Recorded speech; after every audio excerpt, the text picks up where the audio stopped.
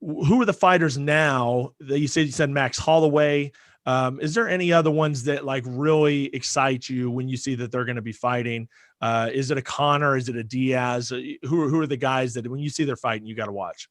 I've been a Diaz fan from day one. Yeah. Nick Diaz was one of my first favorite fighters ever. When Nate came along, I was a huge fan of his. Anytime they're fighting, it's can't miss TV.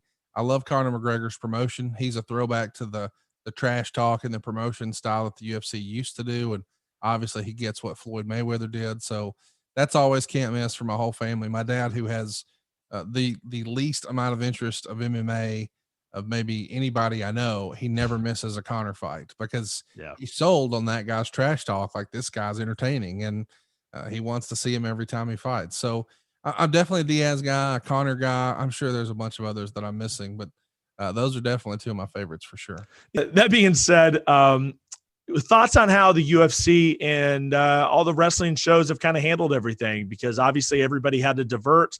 I think UFC did a pretty good job doing what they did. They basically just took their whole show and went to Abu Dhabi and did all their shows over there, did some things in Vegas.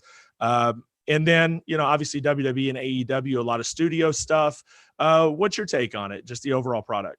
Yeah, I think everybody's tried to make the best of a bad situation. And from a business standpoint, I mean, I think a lot of those companies had their best year ever. The idea that AEW was able to still be profitable in the middle of, the most unique circumstance ever is really something as a startup. But I think the UFC and WWE may have had, two of their very best years ever. So kudos to them for figuring out a way to adapt. And I guess that's important for any business that's going to be sustainable long term. You've got to sort of roll with the punches. And I think when this is all said and done, people will study what WWE and UFC did, because in spite of some really challenging circumstances where we see businesses going out of business left and right, that is not the case for those two, man. Somehow they keep making landmark deals and selling more than ever. So good for them.